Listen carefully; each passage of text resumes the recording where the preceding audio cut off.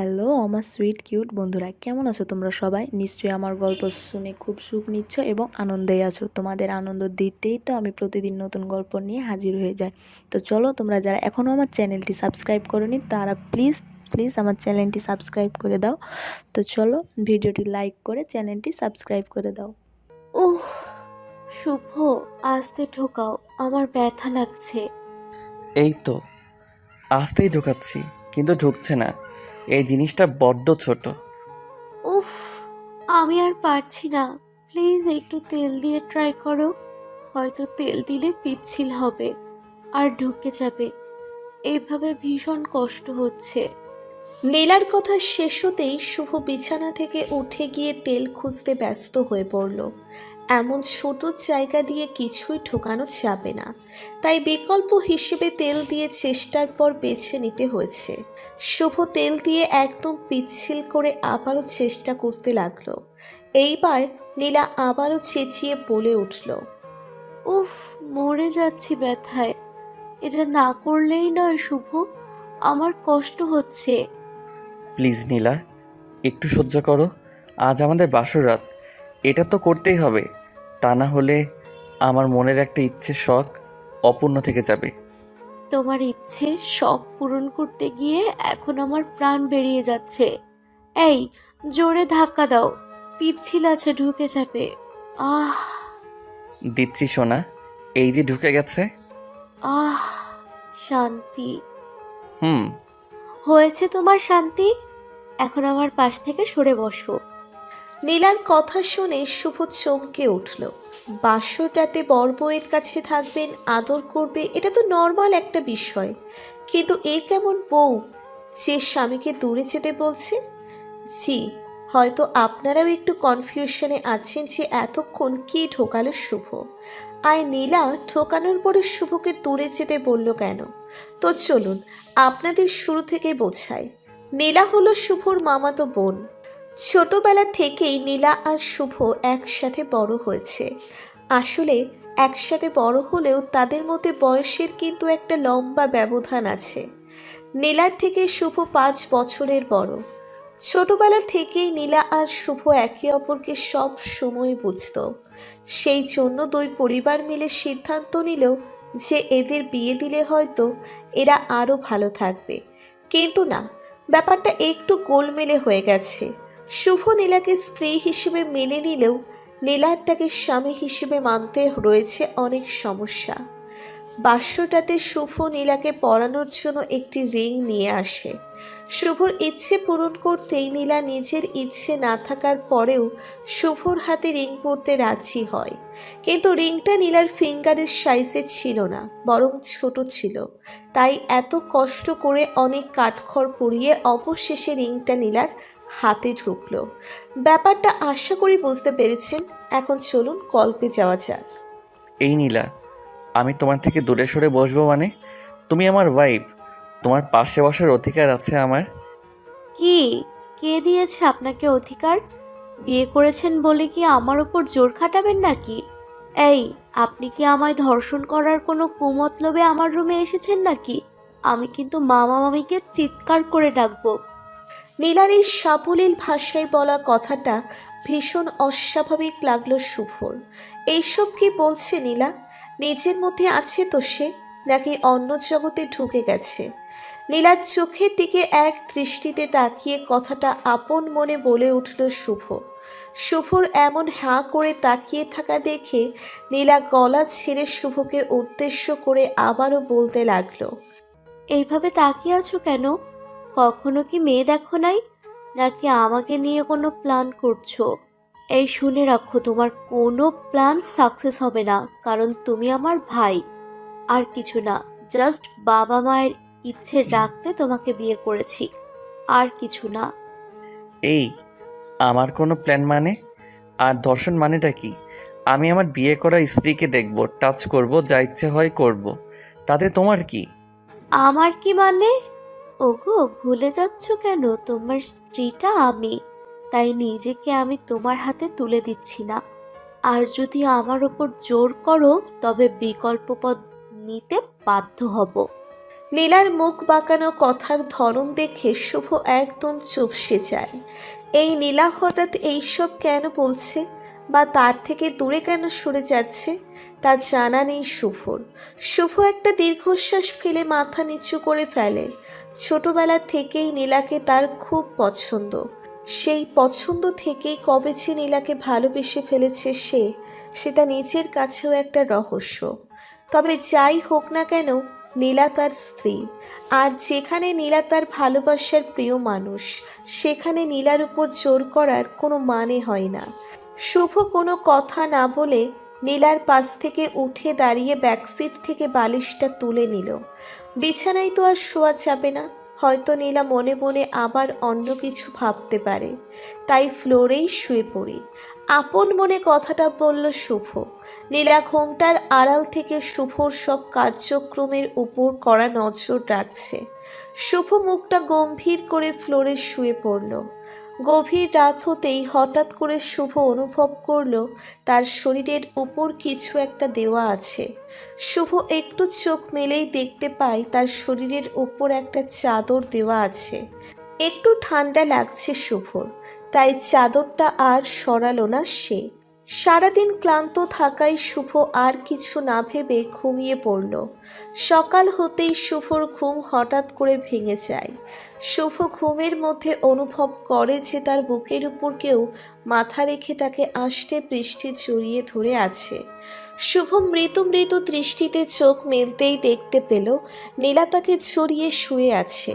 শুভ নীলাকে এমন অবস্থায় দেখবে সেটা কখনোই প্রত্যাশা করেনি, কারণ যে মেয়ে একটু আগে তার পাশে বসতে চায়নি, যে মেয়ে একটু আগে তার থেকে দূরত্বে থাকতে চেয়েছেন, সেই মানুষটি এখন তার বুকের উপর।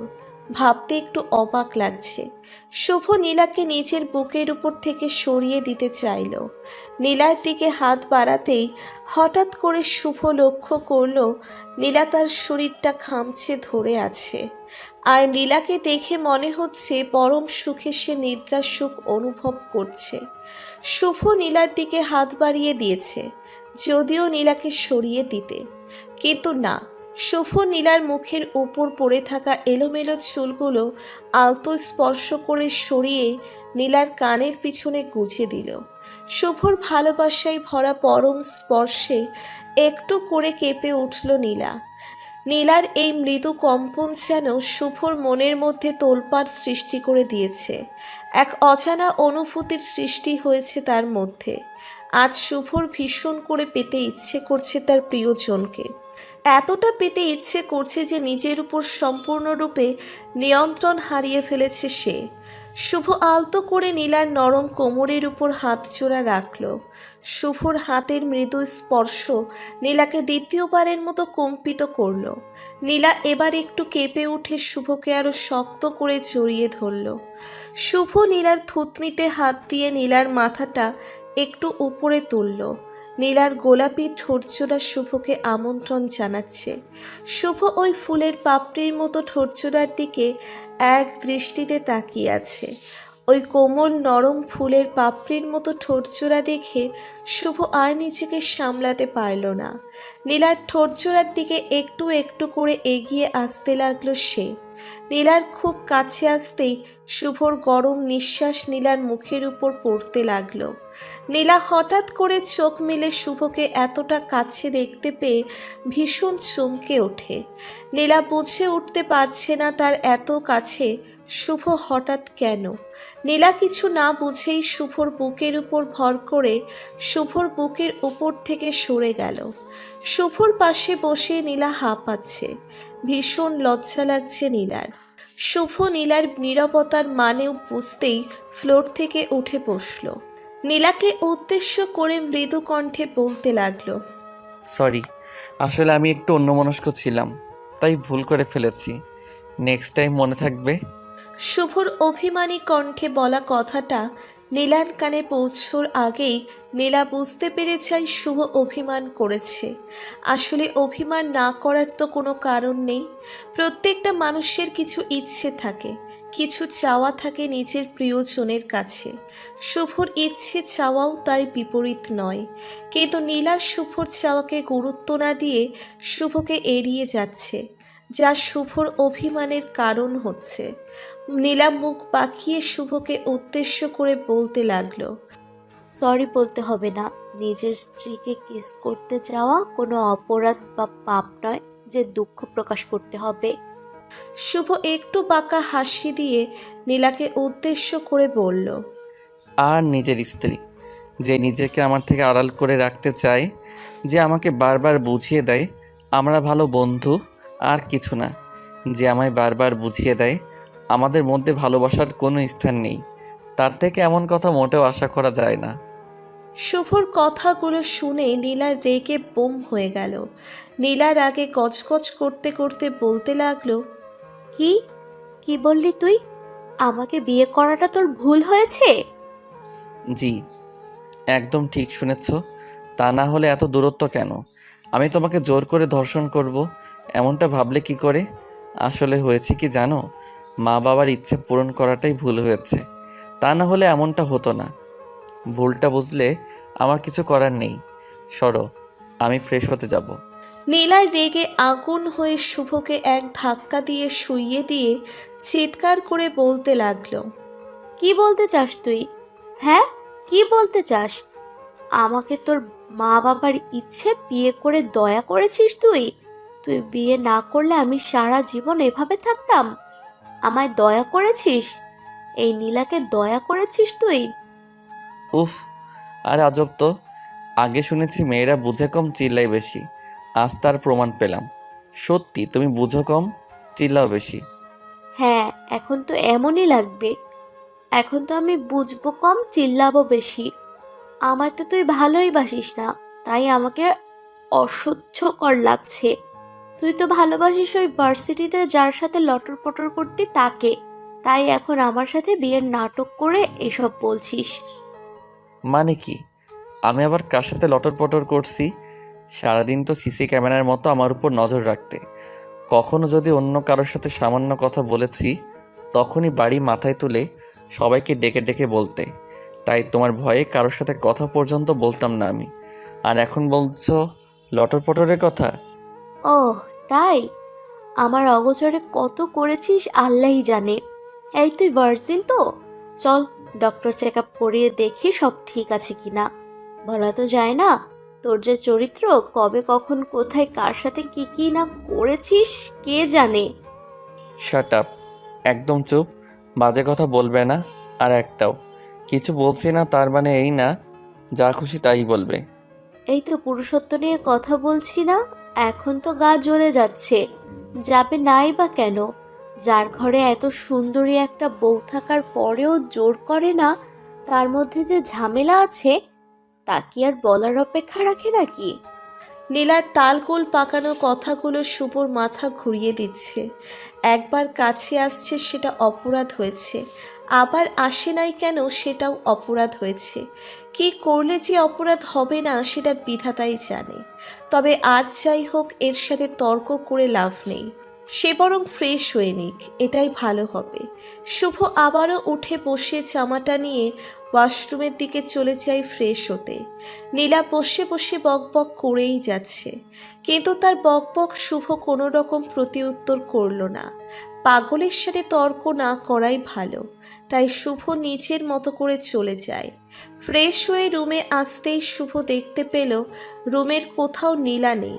শুভ একটু ভালো করে লক্ষ্য করতেই দেখতে পেল ফ্লোরের এক কোণে গুটি মেরে বসে আছে নীলা। আপন মনে বিড়বিড় করে কিছু একটা বলছে সে। শুভ নীলার দিকে এগিয়ে আসতে লাগলো। নীলার কোনো দিকেই কোনো পাত্তা নেই। শুভ নীলার কাছে আসতেই শুনতে পেল নীলা আপন মনে বলছে কান্না করতে করতে, একদিন না যেতেই বলে মা বাবার ইচ্ছে বিয়ে করেছে আমায়। নিজের কোনো ইচ্ছে ছিল না, দয়া করে বিয়ে করেছে আমায়। আমি সব কিছুর সাথে মানিয়ে নিতে পারি না, একটু সময় প্রয়োজন আমার। কিন্তু শুভ তো আমায় সেটা দিতে পারলো না। সরাসরি বলে দিয়েছে আমি নাকি ওকে এড়িয়ে যাচ্ছি, ওর থেকে দূরে থাকতে চাই। একটা বারও কি বুঝতে পারলো না ও যে আমি যদি ওর থেকে দূরে থাকতে চাইতাম তবে কেন ওর বুকে মাথা রেখে আমি প্রশান্তি নিয়ে ঘুমিয়েছিলাম? বুঝলো না ও। ঠিক আছে, একদিন ঠিক বুঝবে, আর সেই দিন আমায় খুঁজবে। আমি চলে যাব, এখানে আর থাকবো না। নীলা হেঁচকি তুলে কাঁদছে। শুভ পাথর হয়ে দাঁড়িয়ে আছে নীলার পাশে। কোনো শব্দ করার সাহস হচ্ছে না তার। আসলে আমরা একটা পুরুষতান্ত্রিক সমাজে বসবাস করি, যেখানে একজন নারীকে শুধুমাত্র সেক্স বা যৌনতার জন্য নিজেদের কাছে ডাকা হয়। আমরা একটিবারের জন্যও কখনো নিজেদের বাহিরে অন্য কিছু বুঝতে চাই না। আমরা নিজেদের ইচ্ছে করে মূল্য দিতে গিয়ে ভুলে যাই আমাদের স্ত্রী হয়েছে আছে সেও মানুষ। আমরা ভুলে যাই তারও একটা ইচ্ছে থাকতে পারে। আমরা নেশায় উন্মাদ হয়ে যাই। কখনো নিজের স্ত্রীকে প্রশ্ন করি না তুমি কেমন আছো, শরীর ঠিক আছে তো। শুধুমাত্র নিজের কথা ভাবি আমরা, কারণ আমরা পুরুষ। শুভ একটু সাহস নিয়ে নীলার কাঁধে নিজের হাত রাখলো। নীলা পিছন ফিরে তাকাতেই দেখতে পেল শুভ দাঁড়িয়ে আছে। শুভ নীলাকে বসা থেকে উঠে দাঁড় করালো। আলতো করে স্পর্শ করে নীলার চোখের জল মুছে দিল সে। নীলা শুভর দিকে ছলছল দৃষ্টিতে তাকিয়ে আছে। শুভ কোনো কথা না বলে নীলাকে শক্ত করে জড়িয়ে নিল বুকে। নীলাও শুভর বুকে মুখ লুকিয়ে চোখ বন্ধ করে প্রশান্তি নিতে লাগলো। শুভ নীলাকে উদ্দেশ্য করে বলল, সরি, আমি তোমার মধ্যে লুকিয়ে থাকা বাচ্চাটাকে খুব কষ্ট দিয়ে ফেলছি। আর দিবে না, শুধু ভালোবাসা আর আদর দিবে খুব করে। হুম। আমরা পুরুষ মানুষ বলে সব কিছু আমাদের মর্জি মতো হবে তা কিন্তু নয়। আমাদের উচিত নিজের স্ত্রীকে সম্মান করা ও তাদের ইচ্ছেকে মূল্যায়ন করা। তবেই সৃষ্টি হবে একটি সুন্দর ভালোবাসার জীবন।